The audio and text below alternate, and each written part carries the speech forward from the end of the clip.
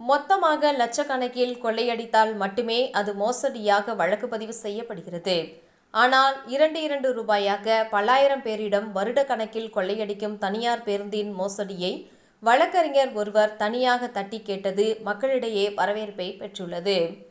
கோவை காந்திபுரம் பேருந்து நிலையத்திலிருந்து ரயில் நிலையம் சந்திப்பு செல்வதற்காக வழக்கறிஞர் சண்முகசுந்தரம் தனியார் பேருந்து ஒன்றில் பயணித்துள்ளார்.